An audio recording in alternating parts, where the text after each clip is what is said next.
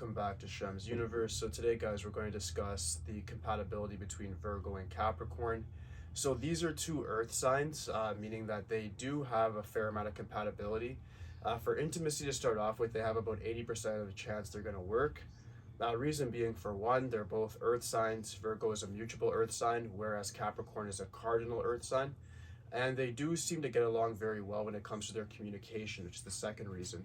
A lot of people would look at what they communicate, like pretty much what they conversate about, as boring, because they're very much into like direct analysis, more so like fact-based communication, whereas like fire or air signs are more so into like passion and their energy, and they like to more so get something from the conversation that brings them up, whereas these guys will just deal with straight stats and just data in general.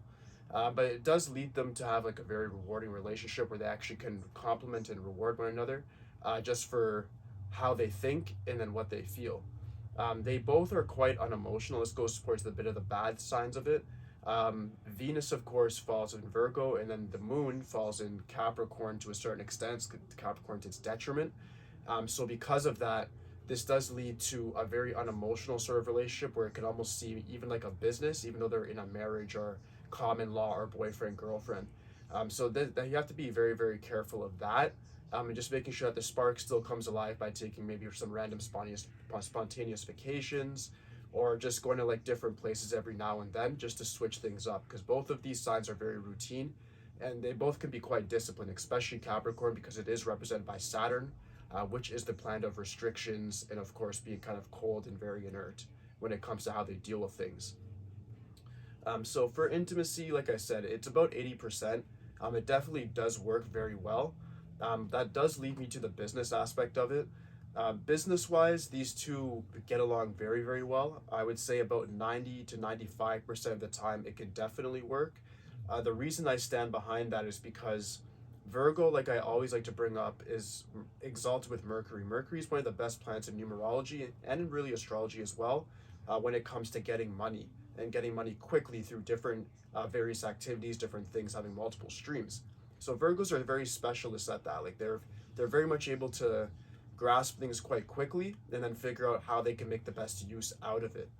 Capricorn, on the other hand, is very used to following routine because of Saturn. They're very disciplined.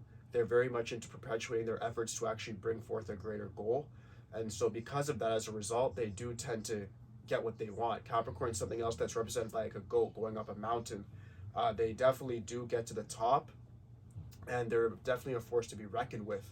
So when you bring these two together in business, for the most part, I would say Capricorn takes the leadership sort of role, just simply because it is represented by Saturn. Saturn's a very powerful, large planet, and it gives its natives a lot of energy to really take command. And Virgo, for some reason, even though they're so smart, they don't really like to take control that much unless they have to. So because of that lack of sort of leadership within them, they're very much just able to just kind of lay back, do the organizing, the administrating, and let Capricorn kind of take over the rest when it comes to the path, the direction of where the business is going. But these guys can pretty much do anything under the sun and do it quite well. Last but not least, we have the friendship.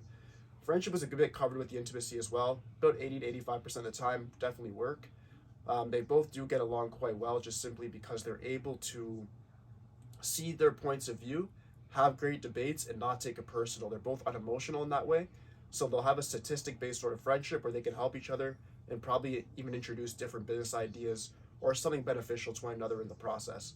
But aside from that, guys, that should conclude the video. If you guys do have any questions, just please let me know in the comments. Aside from that, guys, like, subscribe. Holla, be for today, guys. Peace.